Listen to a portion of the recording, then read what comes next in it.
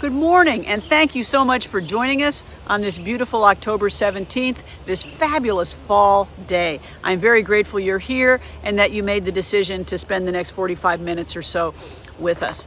We have a fabulous gathering for you today. We are continuing our focus on service, and today in my talk, I am turning my attentions to the East, and we're going to look at the concept of right action. Action being the foundation of all our service. We're going to look at it from the perspective of the Tao, using the wisdom of Taoist sage Zhuangzi. So I hope you enjoy that. We also have the opportunity to find out what our kids are doing, to hear some fabulous One World music, and to join together in prayer and reflection. So again, thank you so much for being here. If this is your first time watching or listening, I'd like to extend a special welcome to you and a special gratitude for joining us today. You know, it's a beautiful fall day here in this yard. I hope the wind is not too loud. It's really beautiful.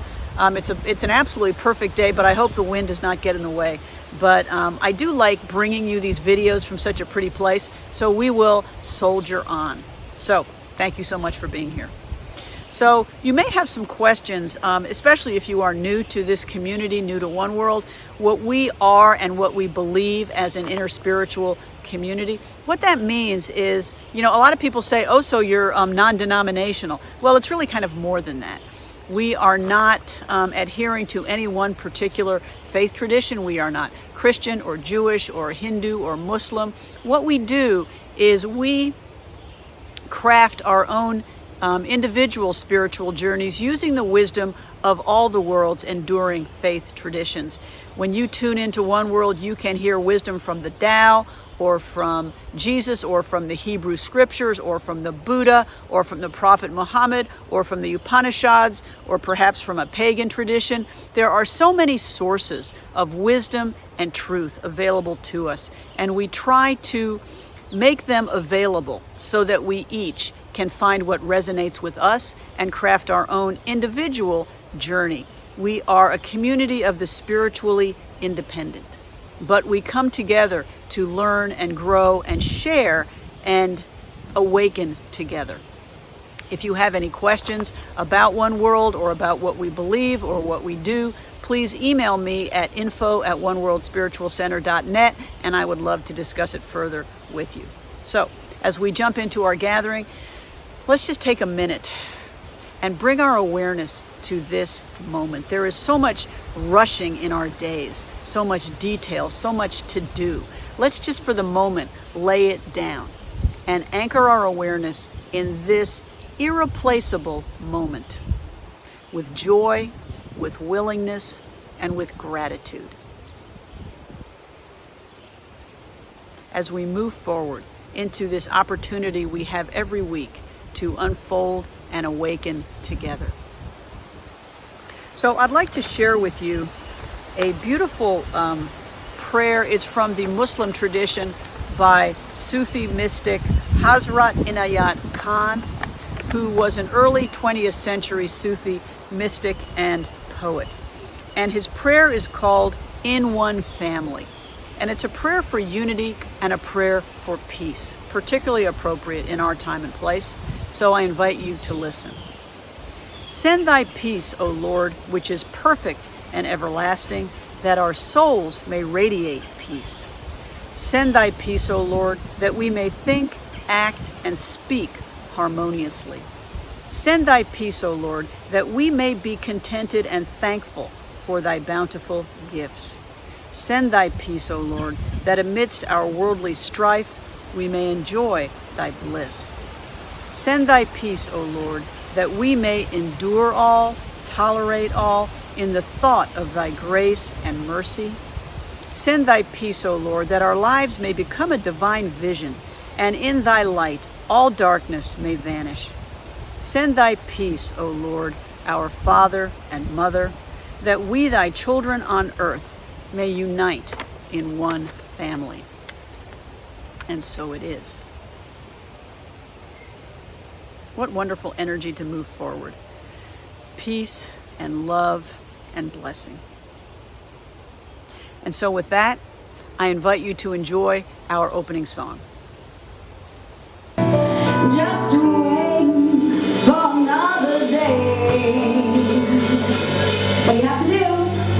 You gotta let it go.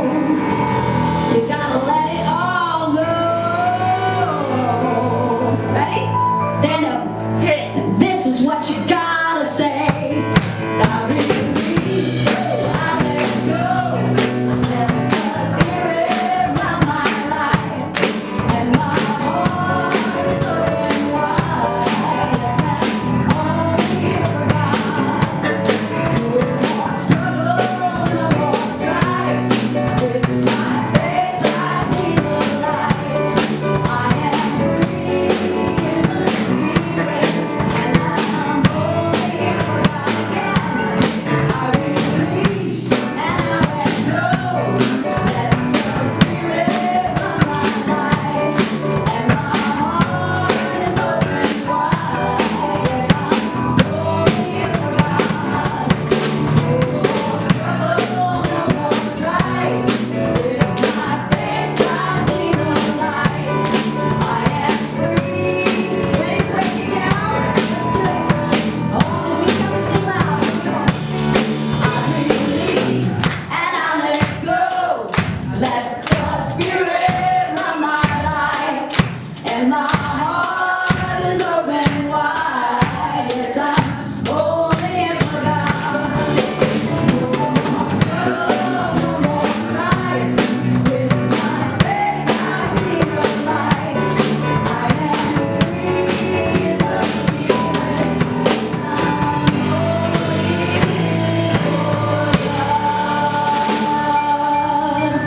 only nicely done, you guys. Rocked out a little bit there. Woohoo!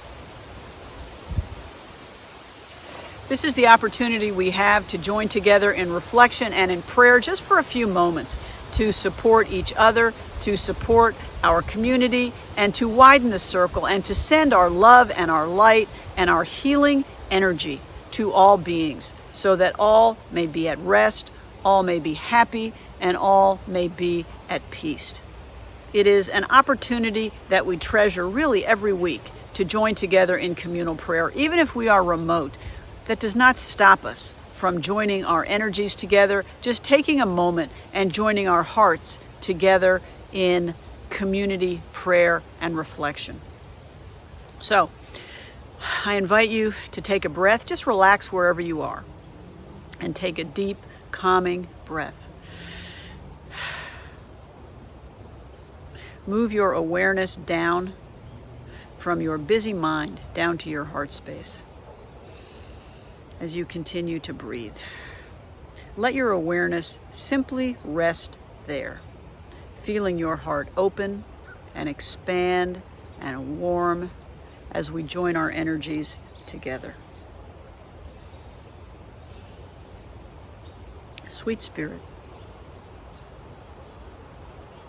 Creator God, we are grateful for this opportunity, for every soul watching or listening here, for all the love and the gifts and the joy that each one of us brings to every moment, to every day.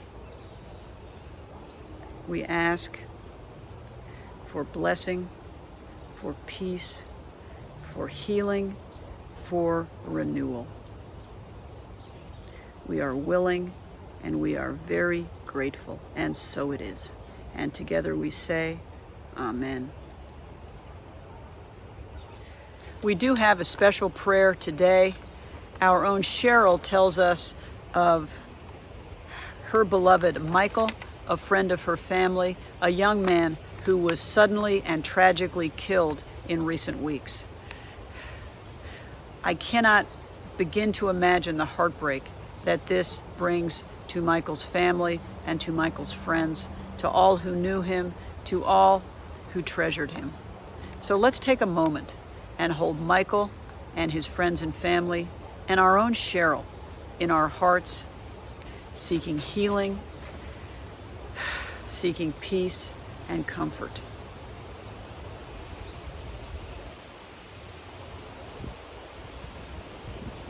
Creator God, we hold in our hearts Michael, his friends and family, and our own beloved Cheryl. We do not understand why young people are suddenly taken, why violence happens, why such tragedy strikes. We ask for understanding, and we also ask for peace, for comfort, for healing, and for strength. May they know that they do not walk alone, that we send our love and our light, that our hearts sustain them, that their minds may be at peace, that their hearts may be at rest. We bless Michael on his ongoing journey. We see him in the light, at peace, in high joy. We bless him and we wish him well. And we widen the circle to include all who suffer such tragedy, all who fear, all who live in oppression or want or poverty. We send out our love and our light to all beings so that all may be lifted up, all may be healed and comforted and strengthened. May we do our part to bring the love and peace of the divine to each corner of our world, especially those corners which we inhabit. May we be the hands and the voice and the feet of the holy here on earth, bringing comfort and love and strength. To this we commit, and we are grateful. And together we say, Amen. So let's take a minute, and if you have a beloved on your heart, or an upcoming circumstance or a situation, anything in your life which is troubling or challenging or worrying, and we all have them, let's just take a moment and let that awareness rest in our hearts.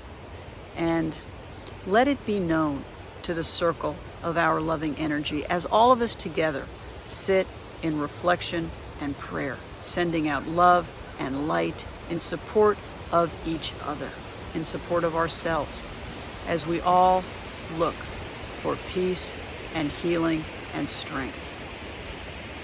So let's just take a moment, and whatever is on your heart, just let it rest and know that it is heard.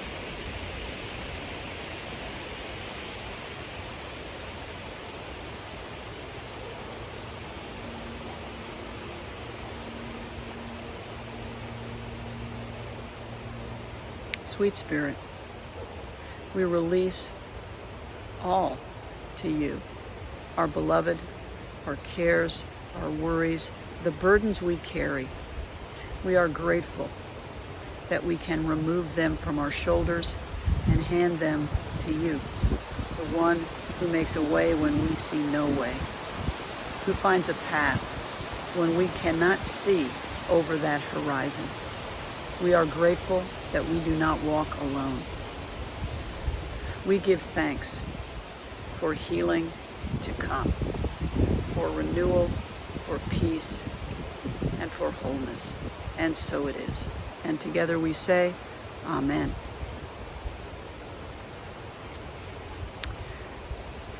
I'd like to close our prayer time with a prayer by Rabbi Lisa L. Levine. It's a prayer of light and healing and awareness. So I invite you to listen. As we bring healing to those in need of strength, may our spirits be filled with the light of you. As we bring hope to a broken world, may our hearts be softened by the light of you. As we bring understanding to those who are suffering, may our arms be opened by the light of you. As we bring awareness to hatred, may our anger be lessened by the light of you.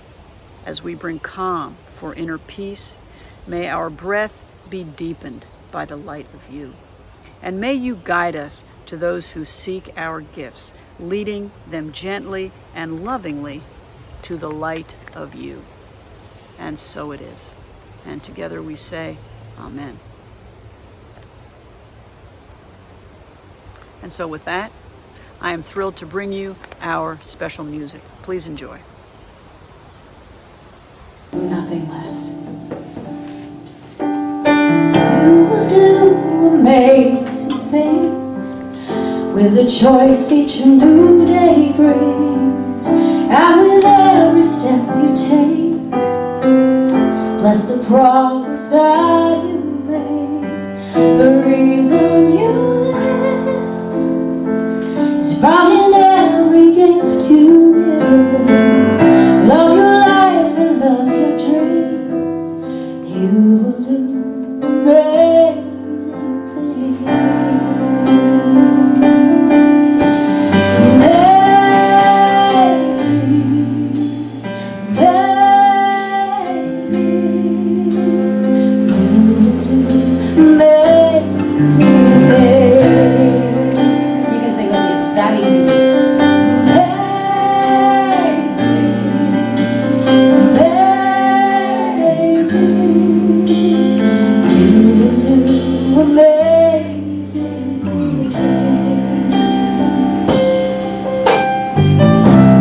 Places you will go, and the people you will know. Don't worry when or where or how.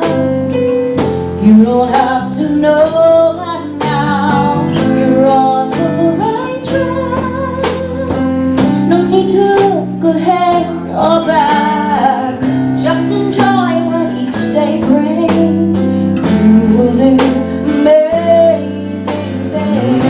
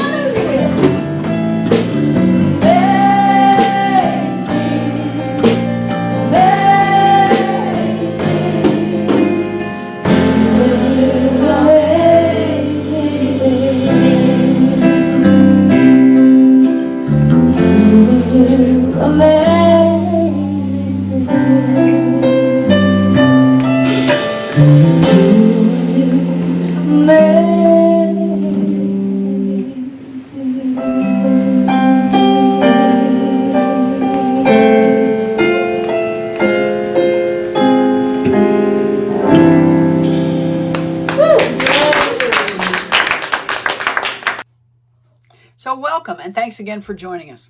So far this month, we've been talking about sacred service from different perspectives. I'm going to keep my focus there, but today what I want to do is I want to look at it from a bit of a different perspective.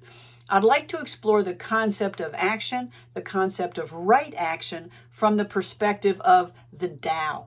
What does this ancient wisdom have to teach us about the steps we take today as we contemplate being of service? So first, a little background.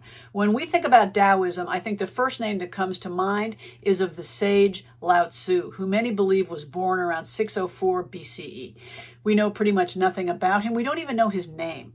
The phrase Lao Tzu, the name Lao Tzu, can be translated as old boy, old fellow, or grand old master. It's obviously not a name, but a term of endearment. We know very little about him. Scholars believe he was born in eastern China, in the province that is now Henan. He lived a quiet and an introspective life. He did not proselytize. He had no intention to form a philosophy or a religion. Religious historian Houston Smith calls Lao Tzu a shadowy figure. Legend has it that seeking solitude in his last years, Lao Tzu started out of town on a water buffalo and headed toward what is now Tibet. He was stopped at a mountain pass. After some conversation, the gatekeeper realized that this was an extraordinary person, and he asked Lao Tzu to dictate some of his philosophy to give to the civilization that he was leaving. So Lao Tzu stopped there for about 3 days, and when he was leaving, he gave the gatekeeper the Tao Te Ching, which is translated as the way and its power, 81 verses that can be read in under 2 hours. He then got back on his water buffalo and wasn't seen again. So again, this is legend, and we don't know for sure if it happened. I think part of the point of the story is to tell us that the spread of this wonderful philosophy didn't depend on any concerted effort by Lao Tzu to institutionalize it. Perhaps it spread because its message rang so true to so many. Lao Tzu was a contemporary of Confucius. Now, Confucius found his solution in ritual and in tradition, but the Tao didn't include any of that. It was the exact, in many ways, opposite of that. The Tao teaches that there is a natural harmony underlying all things, encompassing all things, and that our highest good comes from spontaneous and authentic living in alignment with this truth. The Tao is a philosophy of balance, ease, and wholeness. Now, some mistake this philosophy to embrace a passiveness, a kind of a go-with-the-flow attitude that accepts whatever happens. That is so far from it. That is not at all what this philosophy is. The word used by the Tao is Wu Wei. The phrase translates as inaction. It's also been translated as effortless action. Houston Smith writes that its real meaning in the Taoist context is a combination of supreme activity and supreme relaxation. Supreme activity and at the same time, supreme relaxation. So this is a tough concept for us to grasp because it's very counterintuitive. How can these opposites be possible? How can we be supremely active and at the same time supremely relaxed? We can't be both. Taoism disagrees. Our essential nature is at our essence that we can be both. The seeming dichotomy is possible because we are not isolated, disconnected beings. We are borne along in the energy, in the flow of the Tao or the way. When we can release our grip on our ego selves and surrender to that energy acting through us, we can be both supremely active and supremely relaxed at the same time, counterintuitive though it seems. If you have studied the Tao at all, you will appreciate its emphasis on the reconciliation of seeming opposites. We act, but the difference is we do it without meeting resistance or friction because we are acting in harmony with the way of all things. The image used frequently is that of water. It flows without effort, bearing up all that it carries. If we are in the river and we fight it, what happens? We struggle to stay afloat, we become exhausted, and we sink. However, if we surrender, we are borne along. So about 200 years after Lao Tzu, we saw the birth of another Taoist sage, Zhuangzi. He is credited with writing the classic Zhuangzi, which is the second foundational text of Taoism, and it is absolutely one of the classics of Chinese philosophic literature.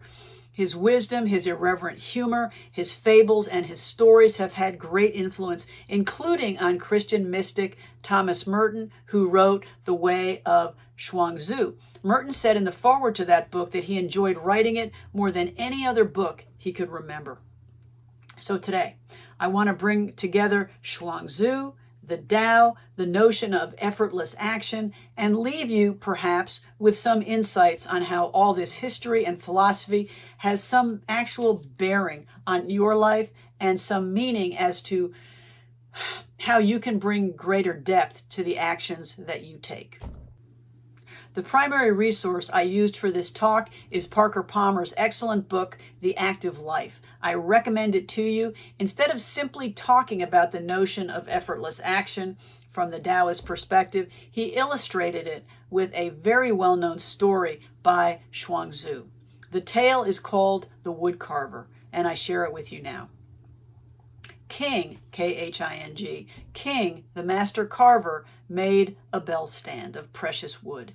When it was finished, all who saw it were astounded. They said it must be the work of spirits. The Prince of Lu said to the master carver, "What is your secret?" King replied, "I am only a workman. I have no secret. There is only this. When I began to think about the work you commanded, I guarded my spirit, did not expend it on trifles that were not to the point. I fasted in order to set my heart at rest. After 3 days fasting, I had forgotten gain and success. After 5 days, I had forgotten praise or criticism. After 7 days, I had forgotten my body with all its limbs. By this time, all thought of your highness and of the court had faded away. All that might distract me from the work had vanished. I was collected in the single thought of the bell stand. Then I went to the forest to see the trees in their own natural state. When the right tree appeared before my eyes, the bell stand also appeared in it clearly, beyond doubt. All I had to do was put forth my hand and begin. If I had not met this particular tree, there would have been no bell stand at all. What happened? My own collected thought encountered the hidden potential in the wood. From this live encounter came the work which you ascribe to the spirits. There is so much beautiful imagery in that story. There is such depth in the process of preparing to make the bell stand, imaging the bell stand, and finally going about the work. There is much to unpack here that gives us wisdom about the actions we take. So Palmer identifies 4 elements of action in this story. The quality of the carver's actions are determined by how he relates to each. The same is true for us in our own actions. The 4 elements we must examine are motives, skills and gifts, the other, and results. Motives, skills and gifts, the other, and results. How we relate to each is what truly matters to the actions that we take. So first is motive. We have to ask ourselves, why am I doing this? This is a fundamental question, one we sometimes don't even explore very closely as we just jump into whatever it is we have to do. Palmer writes, every action has some motive behind it, a force field out of which it arises. If we do not explore that force, we will never act in a transcendent way. We will live out our lives as automatons who move but do not choose. We do not want that.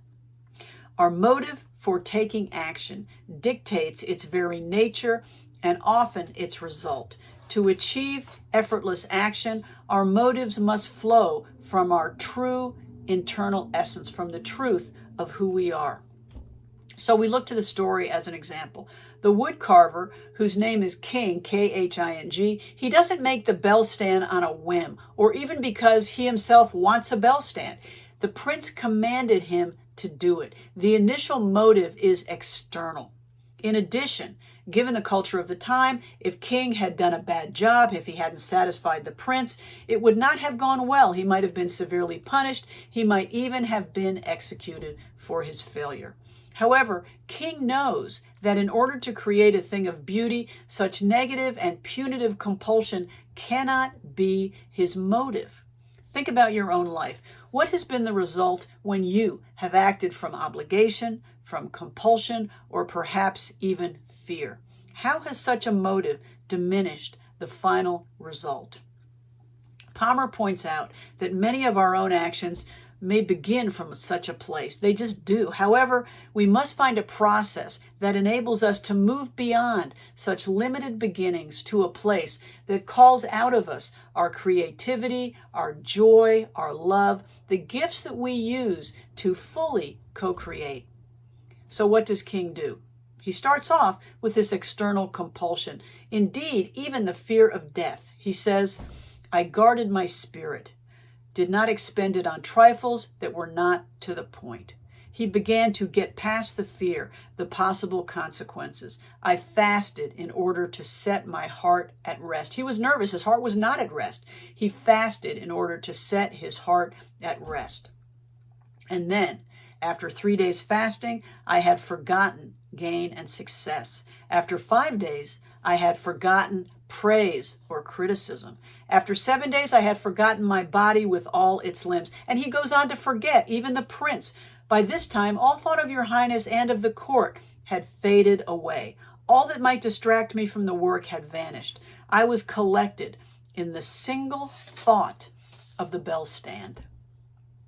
This fasting may have been a physical process, but it was also a psychological one. Chuang-Tzu likened fasting to forgetting.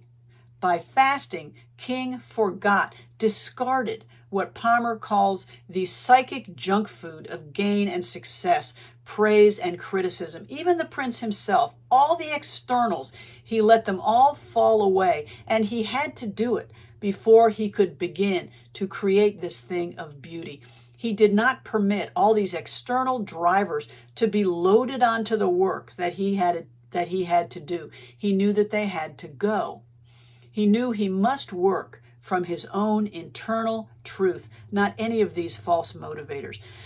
By focusing until he could move past all the distractions, he regained what Palmer calls his original unity, his wholeness, which is necessary for right action.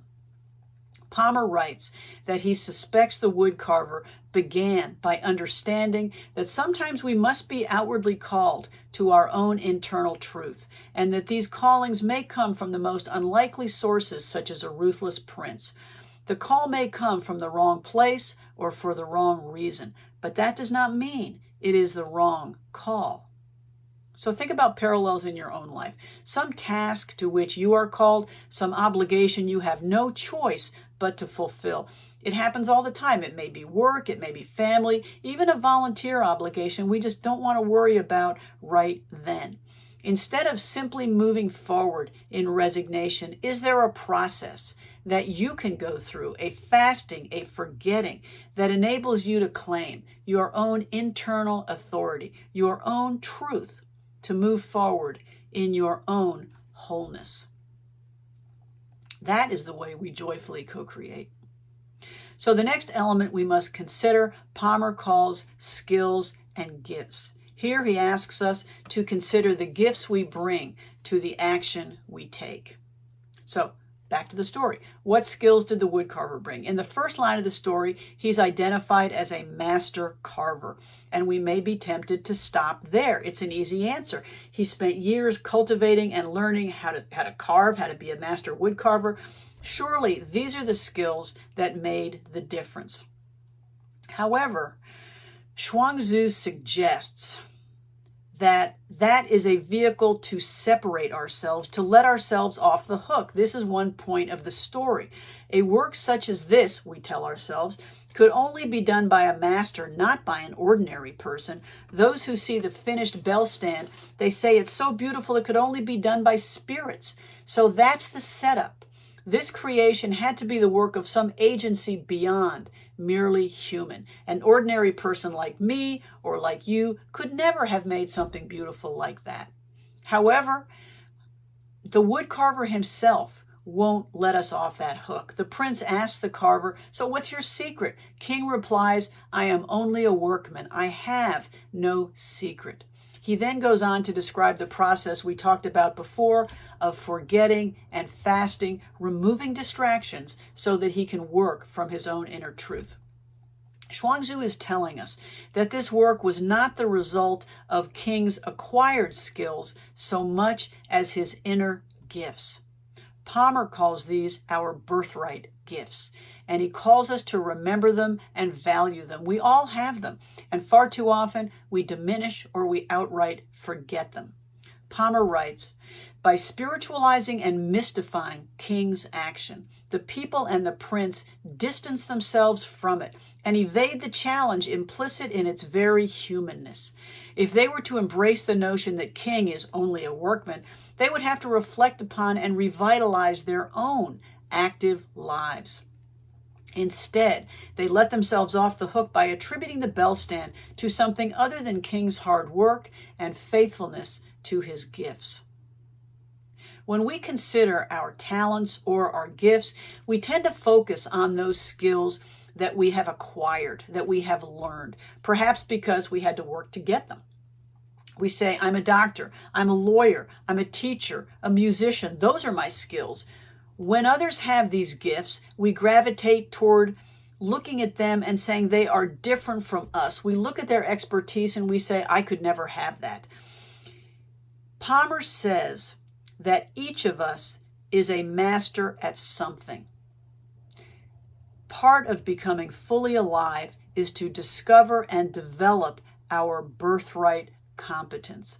Everyone has what Palmer calls birthright gifts. They are a part of us, and they are not the result of education or training.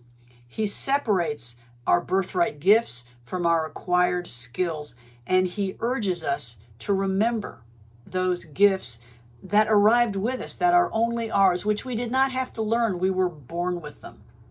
It's not easy, again, because we tend to focus on those skills we've acquired, like the woodcarver's skill in carving. But that's not what the woodcarver used to approach this task. Think about it. Instead, he used his ability to wait for insight to come, to take risks under pressure, to trust, to speak his truth, even to power. If he had just said, I'm an expert woodcarver, I can fashion whatever I like out of any piece of wood, the result would not have been the same. Without these birthright skills, his acquired ability to carve would have made him nothing more than a skilled artisan, not enough to create such a thing of beauty. The qualities that made the difference were those he had already. So, what are your birthright gifts? Palmer says the place to start may be your childhood. Why? Because you ask yourself, what brought you pleasure? How did you spend your time before you became more aware of society's expectations and pressures? What did you naturally love to do? This may be the first place to look for those gifts that you have forgotten, which, when you remember them, are the foundation of your own joyful co-creation. The next element to consider is what Palmer calls the woodcarver's relation to the other. In the story, the other is the tree from which he carves the bell stand. However, Palmer tells us to remember that every aspect of our life involves an other. If you're a teacher, it's the student. If you're a parent, it might be your child, a doctor, the patient. The list just goes on.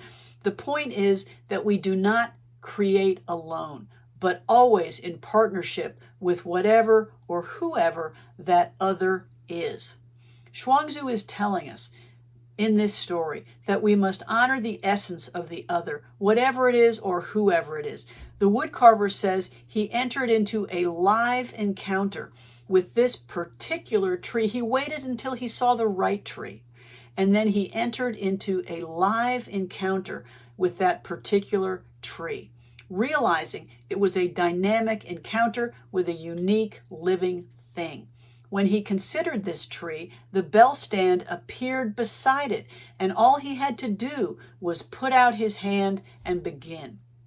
He didn't go in with an image of the bell stand. It appeared when he stood and reflected on that particular tree. The other, whatever it is, surrounds us and is a living, integral player in our own actions, requiring our attention and our respect.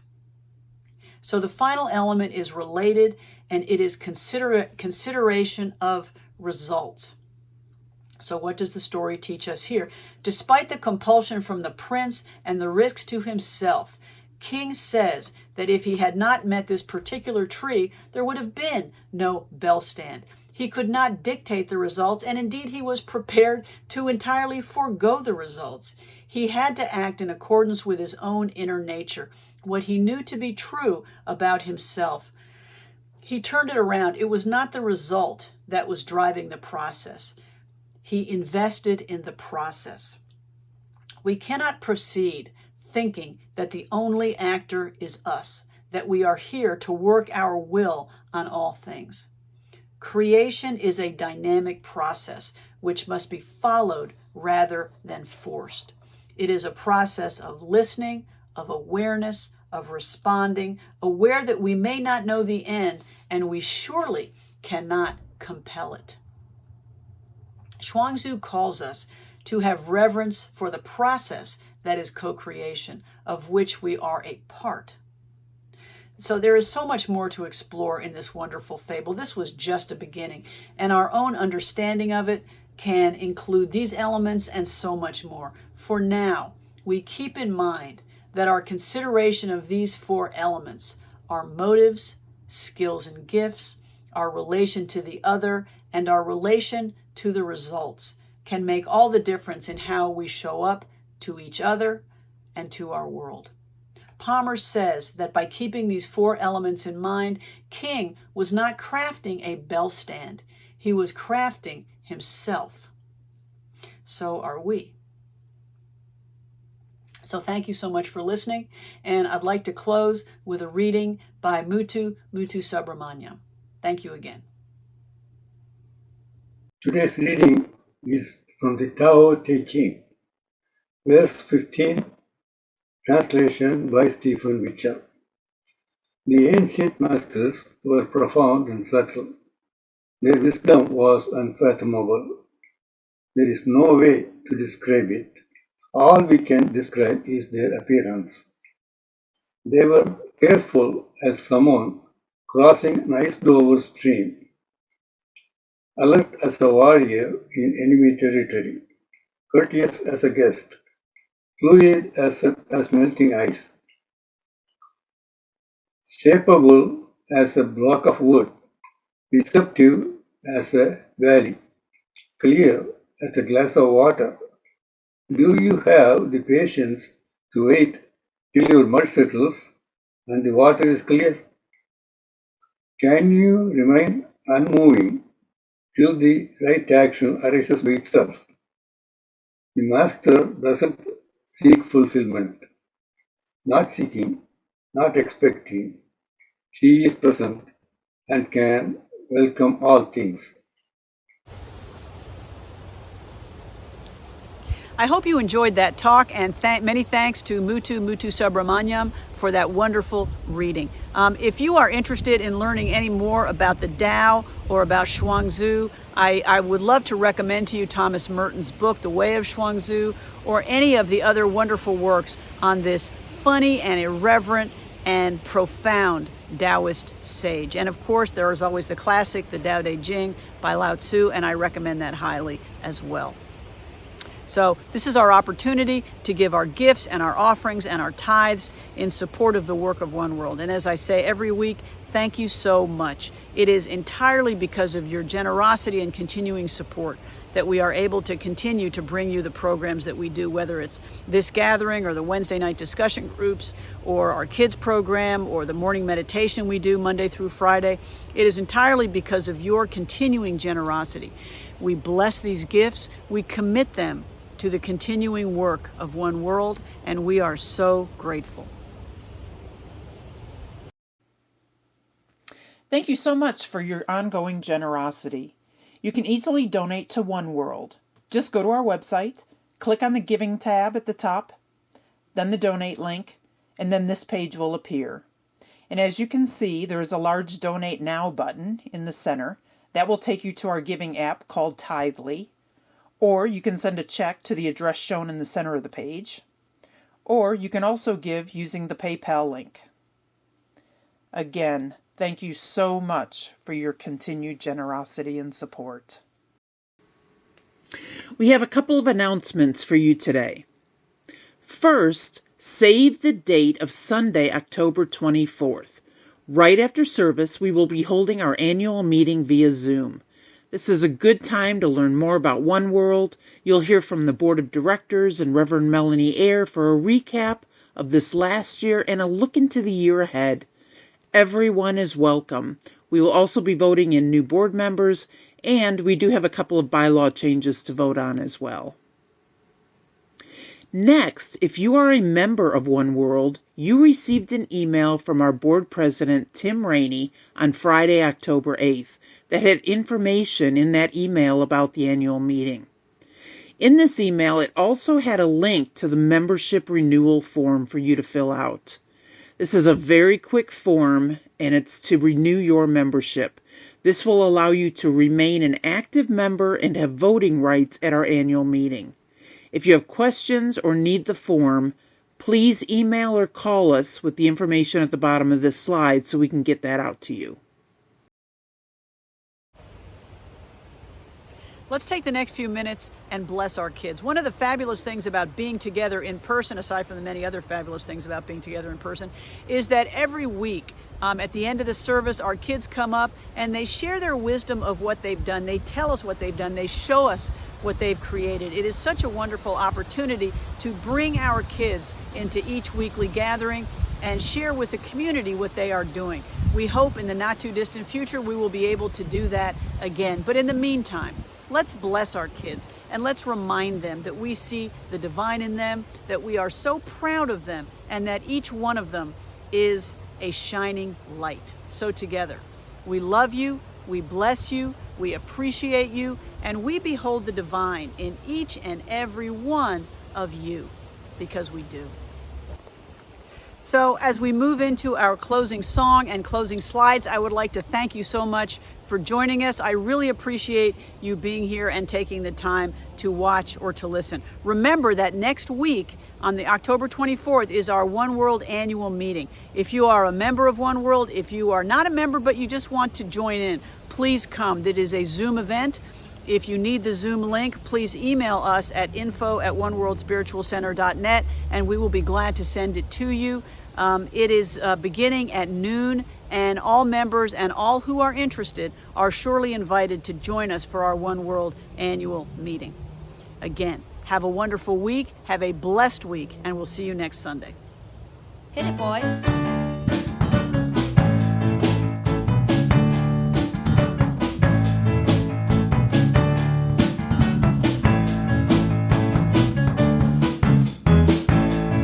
Let there be peace. I understand for peace. Let there be love. I understand for love. Let there be joy. I understand for joy. We are making a new world now. Let there be peace. Peace. I understand for peace. Let there be love. Love. I understand for love. Let there be joy. Joy. I understand for joy. We are making a new world now. We are making a new world now. We are making a new world now. All right. Have a great week, everybody, and we will see you next time, same place, same time.